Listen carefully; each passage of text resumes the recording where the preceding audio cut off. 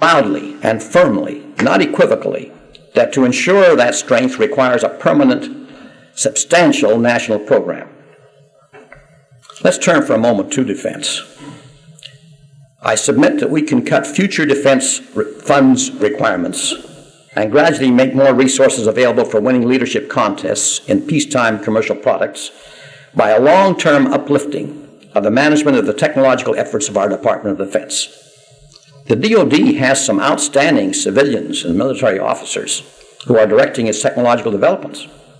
However, considering the complexities of their tasks, which are much greater than the complexities of running industry, they are too few in number. When an officer who frames weapons systems programs and supervises the industry hired to develop them attains real expertise and maturity in his early 40s, present policies virtually force him to retire. Even the very top officers of our armed forces are gone from their jobs shortly after age 50. If the DoD weapons systems were managed by thousands of highly technically educated, long-time committed and experienced career officers, those programs would be superior, better chosen, better timed, better managed. There would be fewer overruns and performance shortcomings. In addition to making drastic modifications in retirement policies, the Defense Department should budget for an unusual kind of support of education in American universities, well over and above what it now does, which is meritorious as far as it goes. First-degree graduates in science and engineering should be encouraged, when they're outstanding, to apply for a career contract with the military forces in return for pursuing a specially created doctorate mixing engineering, government, and management, and then joining the Department of Defense. The DoD should provide financial backing to the students. The DoD also should offer parallel funding to the universities for each graduate fellow selected to help provide the infrastructure for top-grade graduate study. By doing this, the government would create the underpinnings of a strong future staff in technology management within the Department of Defense. It also would ensure adequate technological university activities in the United States, a required base for long-term national security.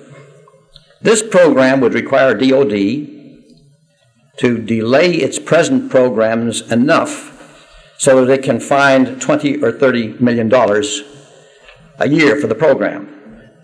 In other words, wherever we would stand in preparation against an enemy at the end of each year, we would be there 10 minutes later. But it could save billions some years from now as a result of outstanding management of the military's programs. Meanwhile, the strengthening of the engineering colleges would aid the nation's civilian competitiveness as well. Higher profits in the technological industry, resulting from more successful performance in international commercial markets, later would yield the government added tax revenues. So broadly based now is accelerating technological advance in the world that no one country or one industrial corporation, no matter how impressive may be its R&D effort or its position in the international market, can hope any longer to originate more than a small fraction of all the science and technology it will require in the period ahead. Thus, while during most of the IEEE's first century, the United States could be safely rated the leader in technology among nations, with more first-place positions in important fields than any rival, we are now seeing those leads vigorously challenged or lost to others. But look at the future outlook. Of every 1,000 college graduates America turns out, only 7 are engineers. For the Japanese, the figure is 40. The Soviet Union now graduates 5 times as many engineers a year as the United States. The fraction of scientists and engineers in the U.S. labor force has declined in the last 2 decades, while that ratio has doubled in both Japan and Germany. During the 70s, the number of American PhDs in physics dropped 10%. Instead of increasing, it certainly would have to do to keep our position in an increasingly highly technological society. The number of annual graduates with PhDs in engineering, perhaps the best indicator of future technological strength, is a third less now than 10 years ago, and 40% of those graduates now are foreigners. America is thus almost certain to possess a decreasing portion of the world's total supply of engineers. The rest of the world is increasingly able to back up each engineer with resources and infrastructure as adequate as we are providing. If one judges by number of engineers, then 3 out of 4 future important technological breakthroughs, major refinements, or first successful implementations are likely to occur elsewhere. Most engineers in the United States, particularly those in the electrical and electronics fields, will continue to be employed in technological industry. No company has ever had the capacity to generate each bit of engineering knowledge it needs through its own staff. But the ratio of information and ideas developed internally to those having to be obtained from external sources will shrink as the technological expansion in all nations continues. This means that success will come to depend greatly on competence, innovation, and zealousness in developing ways to acquire technology from the outside economically and quickly. The United States still remains the largest and most affluent integrated market for technological products. This should continue to be of enormous advantage to American-based activities. But we are not doing what we could and should do to stop America's technology slip and to prepare better for future technological leadership. For example, we should recognize the crisis in science and math education in our primary and secondary schools, where only 10% of our high school graduates have a year of science, and quit pussyfooting about the necessity of a strong federal government role in solving it. Our high schools need good laboratories for science teaching, but they are disappearing from those schools. To develop modern laboratories is too expensive a project for local high school districts if each separately sets out to meet the high startup costs. Fortunately, physics principles are the same in New England, Kansas, and California. Using competitive industry on federal government contract, a national program could create standard high school laboratory packages, well-thought-out experiments, and cleverly designed economical apparatus and facilities in which to perform them. Such equipments and facilities then could be mass-produced at much lower prices to all. As another example, parents have spent billions of dollars to buy their children computer games, which have them mesmerized. It is reasonable to expect that ingenious computers and computer programs could be devised that are equally fascinating, but different in that they will teach the young people mathematics. Again, this is not something local school districts, representing highly fractionized markets, can realistically be expected to do. If the results are to be economically sound, a large-scale research and development program must be followed by mass production of standardized hardware and software. The engineering fraternity has benefited greatly from the existence of professional societies. The IEEE in particular has provided continued education and outstanding dissemination of knowledge among its members and has enhanced their skills. In the second century of its existence, the IEEE will see such functions recognized as deserving even higher support and priority, as they shift from being seen as merely desirable and helpful to absolutely vital. To meet competitive future requirements, it may be assumed that the managements of industry will engage in inventing new relationships with every source on the globe they will envisage as producing technology deemed useful to them. The IEEE may well provide platforms and vehicles to accelerate the evolving of the new extended patterns whereby separate entities can more readily and profitably learn of and arrange to use the technology of others. As the world becomes more highly technological, science and technology advances will impact more profoundly the fabric of the whole society. Social, political, and economic issues always interact, and science and technology facets increasingly will be found plunk in the middle of every intersection.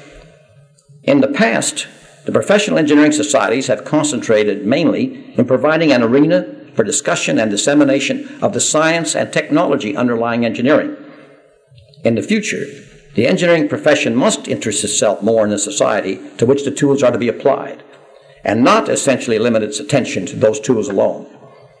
The IEEE, through Spectrum's editorial policies and special technology society meetings such as this one, already has begun to embrace the developing needs. Unless unforeseen events and forces alter present trends in the environment for technology advance, when the second century of the IEEE's history is celebrated, it will be seen as an organization whose activities are symbols and substance of the broad definition of engineering. The wise, creative application of science and technology to meet the needs and aspirations of the society may well come to be regarded as the world's leading profession and the most exciting area of intellectual activity. Thank you.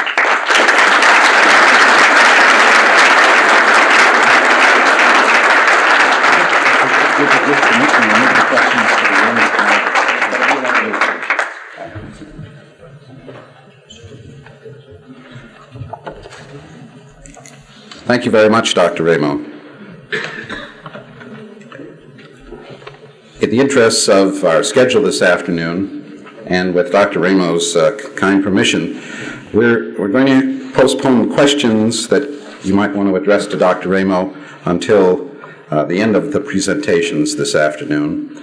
I would call your attention to a card which we'd like to have you use in your folders for questions. Be good opportunity for you to remember the issues that you'd like to discuss. Certainly a very inspiring and thought-provoking talk. It's, in fact, quite often true that we hear people describing the issues and the problems. It's much more rare that we hear someone with some specific programs to deal with at least a few of those issues.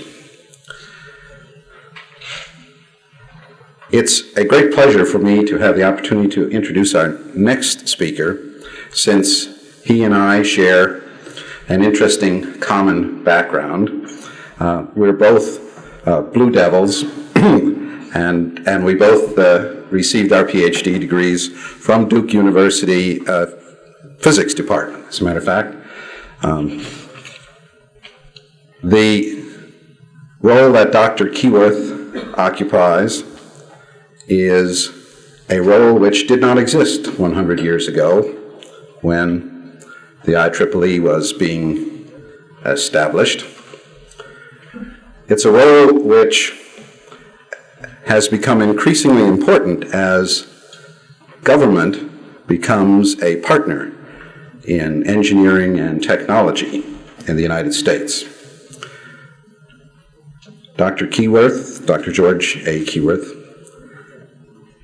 serves as the science advisor to the president, a position which in recent times basically has only been established since Sputnik in 1957.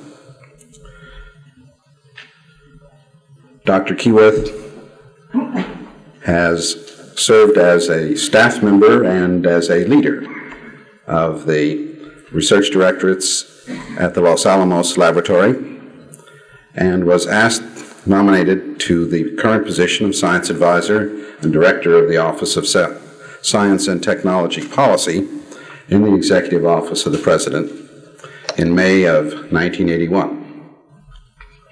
Dr. Keyworth has established, I believe, an enviable interaction with the engineering community, and particularly with the IEEE. I'm sure you all recall his roundtable discussions on questions of engineering manpower, technology transfer, well covered in our Institute publications.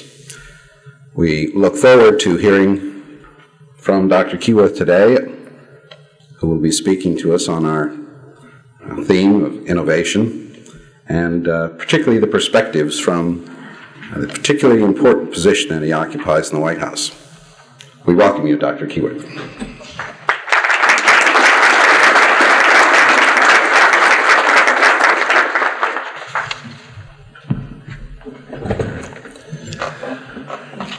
Thank you very much for those kind words.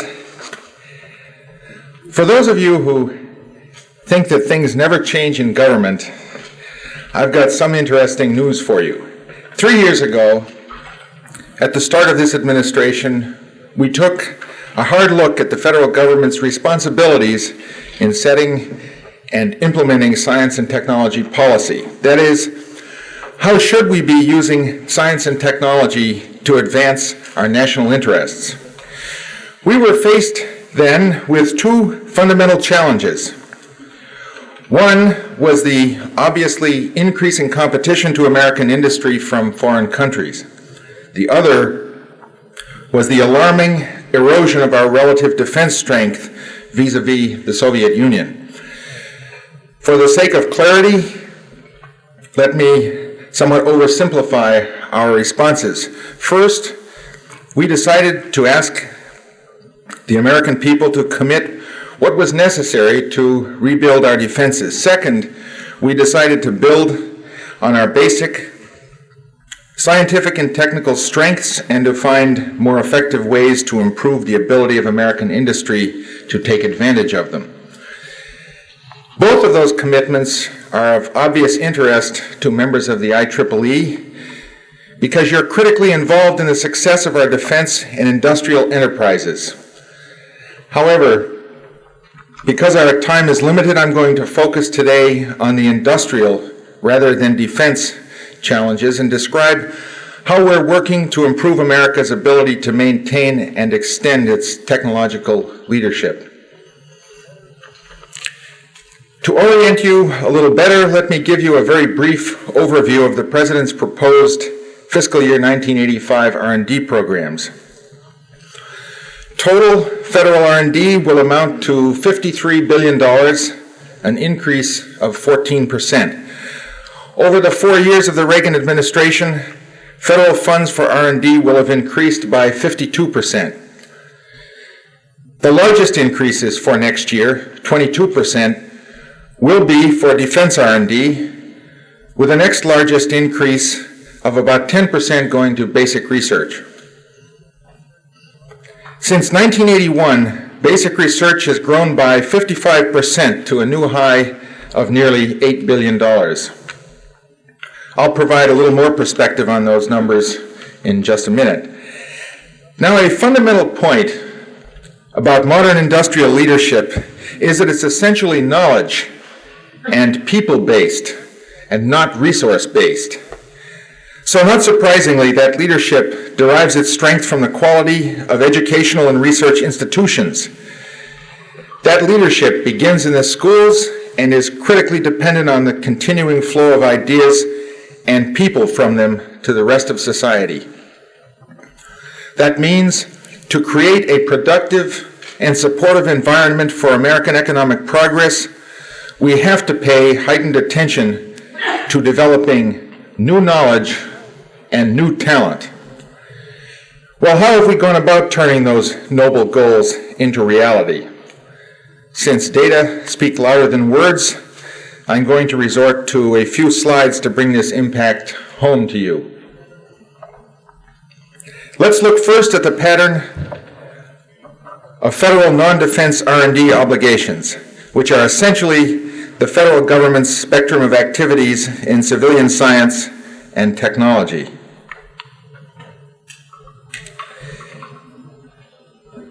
As the slide shows, the Reagan administration has consistently emphasized support for basic research, the environment from which tomorrow's new ideas and talent will emerge.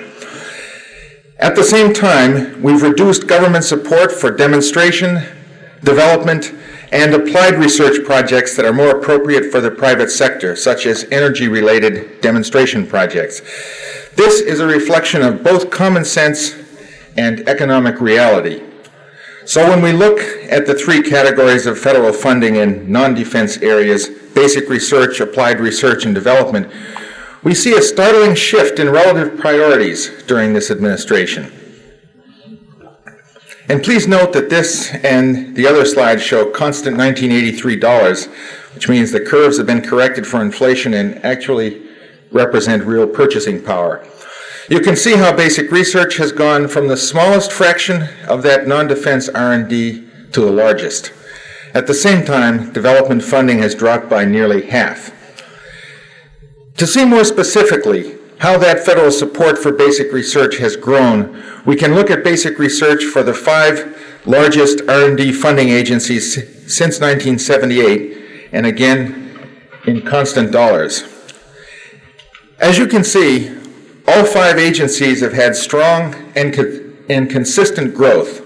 And in 4 of those cases, that growth follows level or even declining real budgets in the 5 years before. Finally, and this may be the most significant of all, we see the record of growth in basic research funds that have gone specifically to universities and colleges. Here, the result of the policy is even more pronounced. Although it's not shown, we could trace a consistent decline in basic research funding for universities all the way back to 1968. And where the graph picks up, we see that there was essentially no growth from 1979 to 1981. However, from 1981 to the level being proposed for 1985, this support for university grows by 26%, and again, that is in real terms. So I want to stress that these graphs and numbers reflect a point I've been making for as long as I've been in Washington, that during this period, we've been seeing the strongest support for basic research in 20 years. Now, those of you who have heard me on the subject of R&D policy know how strongly we've stressed the importance of the federal government's role in support of basic research. I've even referred to that responsibility as a federal trust. Not only is basic research an essential investment in the nation's long-term welfare, but it's largely a federal responsibility because its benefits are so broadly distributed. Quite simply, basic research is a vital underpinning for our national well-being. It creates new knowledge, and it provides unmatched training for new technical talent. Without the continuously evolving body of knowledge, and without the training of new talent to carry that knowledge to the industrial world and apply it, we have no new technology. Over the past several years, I've had interactions with hundreds of our nation's industrial and university leaders. Almost to a person, they agree that our highest priority must be to stimulate and to nurture new talent. Now, especially as the economy has resumed strong growth, industries that depend on technical talent are feeling the pinch. In many of the fastest growing fields, the ones that create new jobs for Americans and create new products for export, there simply aren't enough really well-trained people to go around. We face problems of both quantity and quality. We face problems that threaten to put a brake on the ability of our economy to continue to grow. Let me describe a few of the approaches we're taking to deal with those problems. As you know, we've been facing a pervasive and serious problem in the nation's engineering schools in recent years, a shortage of faculty and consequently a bottleneck in producing new engineers. For that reason, I think one of the really exciting new programs approved for fiscal year 1984 was the National Science Foundation's Presidential Young Investigator Awards. By generously funding research of faculty near the beginning of their academic careers, this program helps universities attract and retain outstanding young PhDs who might otherwise pursue non-teaching careers. The first 200 of these awards were announced just last week, and NSF is already gearing up for the second round of 200 to be made in 1985. Each recipient is eligible for up to $100,000 per year in a combination of federal and industry funds, and each award is renewable for up to 5 years. It's expected that 200 new investigators will be named each year, resulting after 5 years in a projected total of 1,000 active awards. The program is flexible and able to respond to the obvious shortages. For that reason, of the first 200 awards, more than 3/4 of them were for young faculty in engineering and the physical sciences. My impression, from talking to many industrial leaders about this program, is that the 74 universities involved this year and the additional ones in future years are going to be very successful in lining up industrial support to match the federal funds. I would expect virtually all the awardees to realize the full $100,000 per year research support possible. As I said, part of the motivation for this program is to attract faculty in fields where shortages limit our ability to meet the growing demands by students for training. It's what might be termed a first-order solution to this obvious problem. Well, as I've indicated, we think we've made outstanding progress so far in getting those necessary first steps on track. But I think we all know that ideas don't float like balloons over the ivy-covered walls and land ready to use in the factory.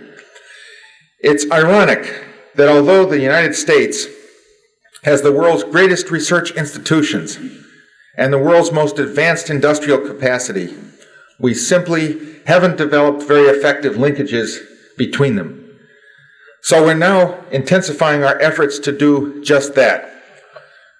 Over the past year, in conversations with the academic and industrial communities, we've become increasingly concerned about the kind of training we're providing for the bulk of the engineering undergraduates, those who expect to enter industry. In the process of those discussions, I've become very much aware of something that I'm sure many of you have known for a long time. We're in the midst of a revolution in the way engineers work and the way modern industry operates. That revolution is spurred by today's almost unbelievable leaps in science and technology. Technology that's putting potent new computer tools in the hands of the product designer and that's blurring the distinctions between disciplines. Successful manufacturers are those who understand the entire process from marketing to design to manufacturing to distribution. Increasingly, the computer and people who know how to use its full potential are the central elements in the process. But in spite of the revolution going on all around us, very few of our universities are able to prepare their students to operate in that kind of environment. This isn't really their fault, but reflects a combination of lack of modern equipment and overburdened faculty who are struggling just to keep up with teaching demands. But we see several hopeful signs that promise to help them overcome those limitations. In particular, industry and universities are working together to better define the kinds of working environments that new graduates will enter. At the same time, industry is offering help with virtually no strings attached to many schools in the form of direct funding for new programs and modern equipment for student use. Certainly what I've seen in the past year suggests the dawning of a new age of enlightenment for engineering education. The federal government clearly has a key role in this transformation. After all, the nation's going to rely heavily on new generations of engineers for our industrial and economic health. In light of the kind of competitive environment that U.S. industry is going to continue to operate in for the rest of this century, we have to help our universities provide the best kind of training possible. So for the past 6 months, my office, along with industry groups, the National Academy of Engineering and the National Science Foundation, have been looking very hard at this problem. We've been looking particularly at the broad areas of design and manufacturing, because those are critical processes to master in converting knowledge, which the U.S. research establishment produces in prodigious quantities, into products. The problem was put into useful perspective last fall when a National Academy group concluded that universities have been reluctant to grapple with the larger problems of integration, partly because of inadequate interdisciplinary knowledge and because of an uncertainty about the scientific issues. They added that this effectively limits the formation of a cadre of qualified researchers. The NSF took that and other observations as a cue and went back to the engineering community via the National Academy of Engineering and asked for help in putting together a program to address this dual problem of engineering practice and engineering education. What's emerging from this collaboration is a proposed new 1985 program at NSF to create university centers for cross-disciplinary research in engineering. This program is admittedly ambitious. It intends to develop a new and useful body of knowledge to guide engineers in integrating different disciplines to work on problems of both national and industrial importance. At the same time, it will try to help the universities take a giant step in how they're going to educate engineers.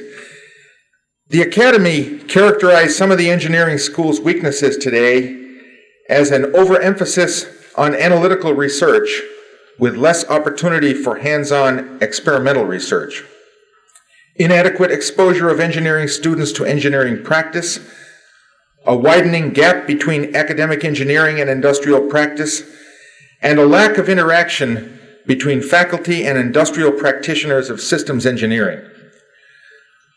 I would just add my own observation that if our goal is to train engineers to solve problems, then let's bring those who today confront the problems, industry, into closer participation in the university training process. The center concept, by providing both resources and a focus on larger scale projects than most university faculty are able to conduct on their own, would get at a number of those weaknesses. And although our initial focus was on manufacturing processes, I would expect to see centers emerge with other foci, perhaps something like biotechnology processing, or materials processing, or transportation. One point I should make is that these centers will continue to require strong disciplinary research programs conducted in parallel in the universities. We certainly aren't neglecting the disciplinary basis, but our hope is to see free and easy movement of researchers and students back and forth between the centers and the specific areas of research.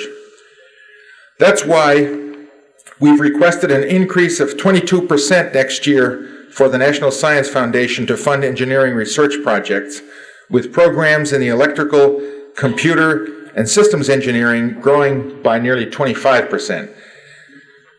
We think it's particularly important to use those increases to make research more productive by purchasing equipment and by permitting several investigators to collaborate on problems. My guess is that the next few years are going to see substantial and overdue changes in the way we approach academic engineering, and that these things I've mentioned are only the first of many. It certainly wouldn't surprise me to see the master's degree become, in many more instances, the basic goal of undergraduate engineering education. After all, we're asking the engineer to fill enormous shoes these days. While on-the-job experience will no doubt remain the essential element in turning an engineering graduate into an engineer, new kinds of academic programs may be better able to prepare those graduates to assume those broader roles. So we've also started looking at how government and industry might join with the engineering schools to provide incentives for students to stay that extra year or so, perhaps through joint federal industry fellowships. I should emphasize that virtually every step being considered for improving the engineering schools is being taken in cooperation with industry, and that's how it should be. The new federal programs all encourage more productive interaction between industry and the universities, and both are going to be better off because of it. I've been delighted to see how far we've already come in narrowing what used to be a self-destructive gap between industrial needs and basic research. But there's still one more very important player in that game, and that's the federal government's own R&D institutions, the federal laboratories. Rest assured, we're not forgetting them either, and we have hopes that actions being taken now will bring them into closer interaction with industry and universities. To give you a little perspective on why this is so important, remember that the federal laboratories spend about $17 billion each year on R&D. That's more than 1 out of every $6 spent, public and private, in the United States on R&D. Last year, under the direction of David Packard, the White House Science Council completed an insightful review of the federal laboratories and recommended a family of changes in their management that would help them be more productive and serve national needs better. Dave presented the results of the review to the President last July. Following that, the President instructed my office and the OMB to lead an interagency effort to work on ways to implement the recommendations. He also asked for our progress report back to him by July 1st of this year. The Packard panel concluded that the nation could derive far more benefit from these valuable R&D resources, and it recommended changes in 5 major areas to help improve their effectiveness. Without going into detail, I would just indicate that the recommendations called for clearer missions for the labs, for more stable funding and more autonomy for the labs themselves in managing their research, and for broader interactions between the labs and other public and private sector R&D organizations. First of all, I can assure you that significant progress is being made in helping the labs move in those directions. I don't know if Dave Packard really knew what he was getting into when he took on this assignment, but in any case, he's continued to throw himself into the difficult job of making sure the recommendations are effected. Let me share an example of something still in the very early stages, but something that nonetheless suggests the kind of potential that exists for making better use of those labs. I would add that the mere fact that it's being explored demonstrates how far we've all come in reorienting our thinking about how R&D can serve the nation. This story starts about 6 months ago with the formation of the President's Commission on Industrial Competitiveness. This is a group of mostly private sector leaders who are looking at ways to strengthen U.S. industry. As you would expect, one of the concerns that surfaced early in the discussions was the obvious plight of what are called the basic industries or the smokestack industries. One of the commission members, the CEO of a major steel company, made it clear that the future of his industry in America, which has been losing its competitive advantage over foreign competitors, was going to rise or fall in the long term on its ability to achieve substantial increases in productivity through the application of what he calls leapfrog technology, a new technological generation in steel manufacturing. Can such leapfrog technologies really be developed? The steel industry itself, through its research arm, has been working hard among themselves and with university researchers on just what might be possible and practical.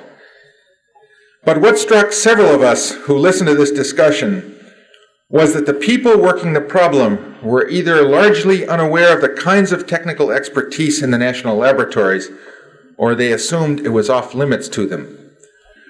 Well, it isn't. Obviously, the steel industry's problems are important far beyond the industry itself, and not only because of the strategic and economic impacts of a healthy steel industry. In fact, steel is only one of several industries facing similar, almost generic problems.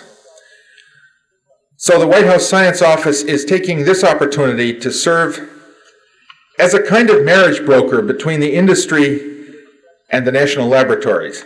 The research directors of the major steel companies have shown great willingness to get together to talk about common problems in R&D.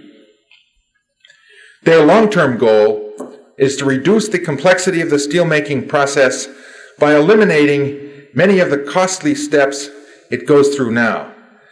They liken what they call their dream steel plant to be one that functions like today's chemical plants, put in raw materials at one end, extract a product at the other, and get the cost down.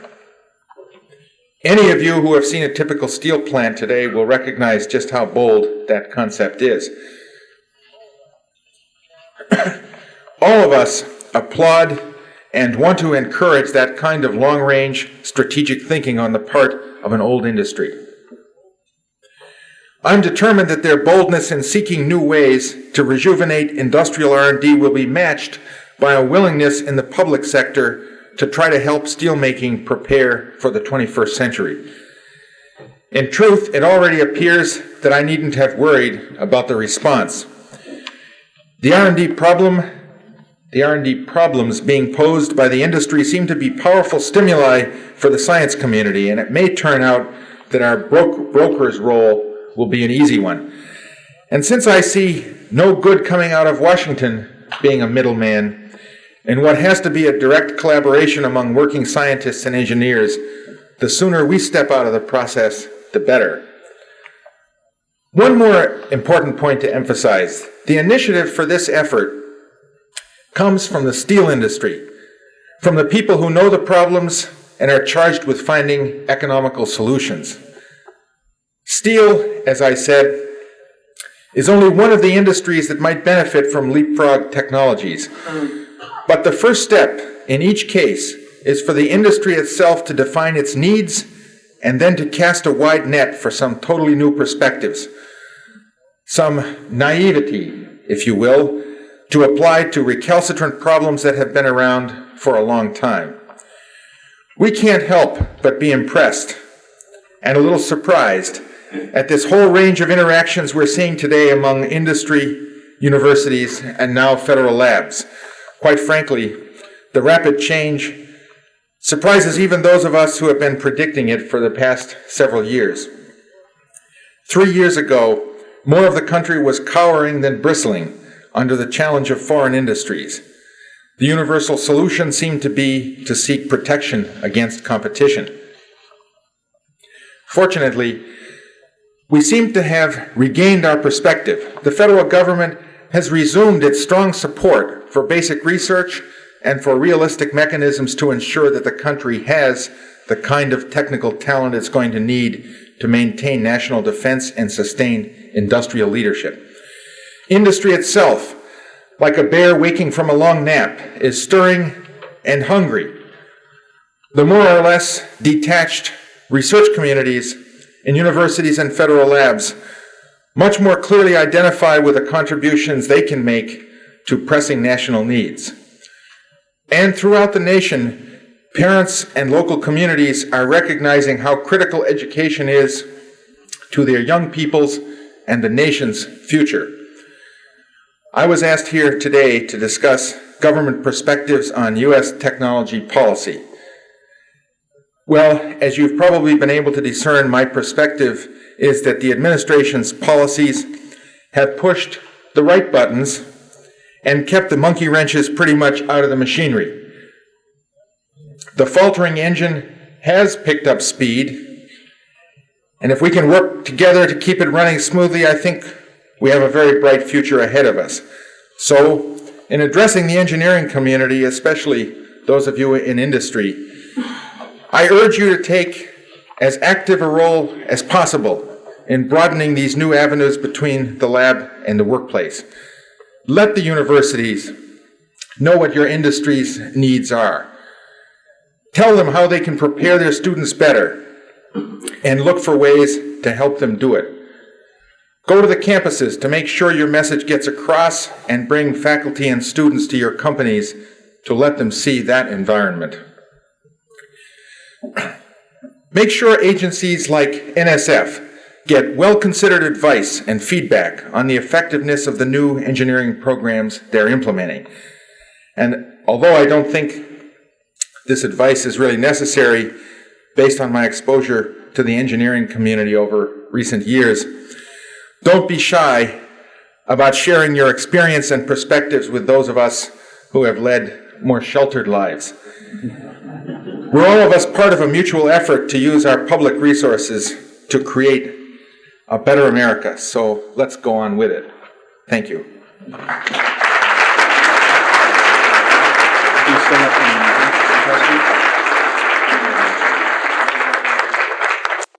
Questions, we can get started, and then, good. Would you like to read those?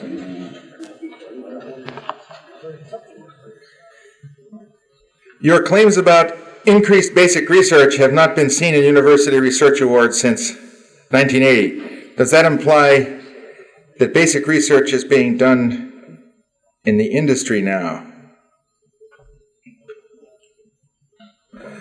I must be missing some central point. First of all, I certainly am not claiming that basic research is being done in the industries. Some is, and it is more along the line of what people have traditionally called targeted basic research. What I am principally emphasizing and have in my comments today is the pursuit of disciplinary research, and primarily that represents the training environment in which scientists and engineers will eventually emerge. The question I had was about increases in basic research not having been seen since 1980. I showed a graph of increase in university support since 1978, if I recollect. It showed granted a 55% increase from 1981 to 1985 in dollars, and a 26%, if I recollect, in inflation-reduced dollars. I would notice something. We have been working and are now attempting to justify the fiscal 85 budget, and a university researcher is just barely coming out of fiscal 83. So there is a lag between what we are justifying and what many of you are spending necessarily. But I still contend that increase has been extremely real and is reflected in most universities. Next comment, I commend you for your elucidation of our needs for pre-college science and math needs, improved laboratory equipment, and math and teacher faculty salaries. Have you not been able to influence or convince a friendly administration in Washington in this direction? No, because I am personally opposed. And the argument I would make is that I most certainly am not opposed to improved math and science education, and I have been outspoken on this subject since I first came to Washington.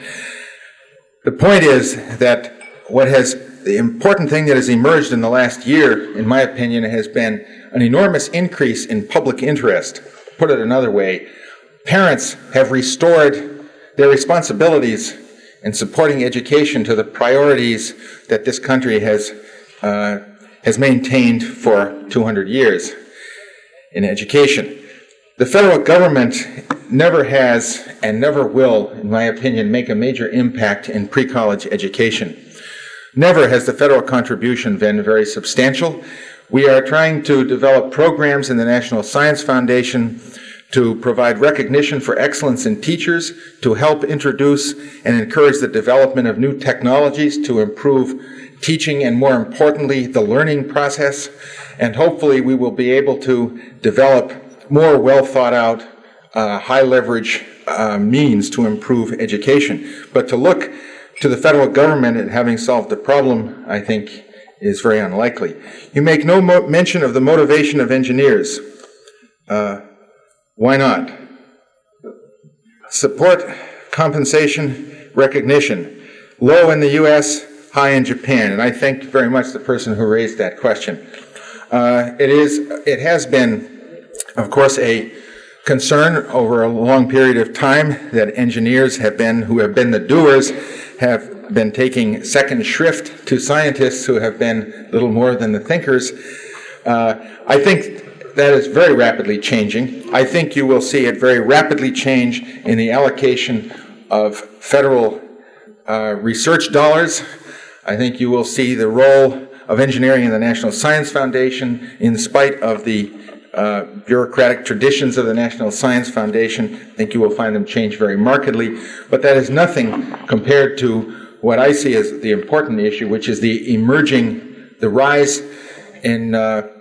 in public respect for engineers, especially producing engineers. As a nuclear physicist, I say without some regret that I think the day of the scientist alone on the podium is long gone.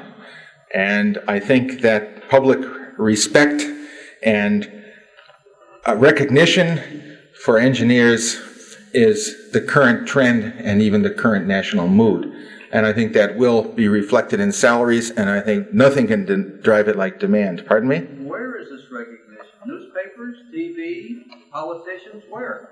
You know, prestige is an interesting thing to try to look at. I don't think you see it in the newspapers, other than to reflect on the fact that newspaper men have, if I recollect, the second lowest prestige rating of any profession in America. I think you are seeing it more than any other place in where parents are trying to encourage their children to go. I think that reflects, as much as anything, a young person's respect for a profession in for the image of that profession. I think as a physicist, I feel myself inundated by this impression wherever I travel or speak. And I pick it up from interactions with American industry, and I would suggest that you might look broader too. The new funds for engineering at NSF are welcome. However, the way the funding has been handled, the traditional mode funding of unsolicited proposals by the entire spectrum of researchers, has suffered at the hands of innovative new programs such as PYI, Presidential Young Investigators. Does this mark, rather than a broadening of NSF's role in engineering research, a shift to targeted programs? No, I don't think so. I think definitely there will be some targeted programs, as you call them, or some major programs that I do think will evolve in time, both in their appearance and in their magnitude. But I think it's just recognizing the fact that we have some very urgent problems, the Presidential Young Investigators being a prime example. I think few people dispute the seriousness of the shortage of engineering faculty in computer science and a few other areas. And I think particular efforts had to be taken by the NSF. And in addition to that, there is an assumption underlying the question, which I may overinterpret, and that is that the National Science Foundation has operated effectively and rather complacently in the peer review grant process mode. It doesn't stir up very much trouble. It doesn't require very much defending in front of the Congress. And if you think about it, it even bears a certain resemblance to how HHS distributes all of their funds. I think that we will see an increasing balance in how National Science Foundation does its job. We are very protective of the level of the excellence that the National Science Foundation has supported. If you wish, we want to win next year's 4 Nobel Prizes also. The NSF's overall budget, as you may have noticed, is increasing very much more rapidly than almost any other major agency that I can think of in the federal government, including the Department of Defense, mind you. And it is because of that very large increase that we are able to recognize both missions of the NSF. Can you take this one more? Tougher Pentagon-administered controls on exports of U.S. technology seem to threaten American manufacturers and their ability to generate trade dollars to reduce the federal deficit. What is the White House position? Can manufacturers look for better foreign sales? I think it is the objective for all of us, and I think Dr. DeLauer might care to testify on that subject also later. Objective of all of us to try to help develop a more rational process. I will give you, because there are many, let's say, mutually reinforcing opinions within the administration and much healthy dialogue, I will share with you my own personal opinion, which is that we need to pay primary attention to technology transfer, all right, but technology transfer from the laboratory into the marketplace, not from the United States to the Soviet Union. And in fact, if the Soviet Union is making enormous benefit, as they are, from exploiting U.S. technology for defense, I could turn that around and ask ourselves why it is that occasionally they use U.S. technology for defense faster than we use U.S. technology for defense. Clearly, we have an internal problem, and we should not cover it over by simply trying to put the blame externally. Now, I feel that there are clear areas of technology. To name two, I would say the technologies that underlie stealth technology and any submarine warfare capability that must receive very special protection. And I feel that there are certainly other areas, but in general, I think we have to realize and separate the internal and the external concerns. Thank you very much. Thank you very much.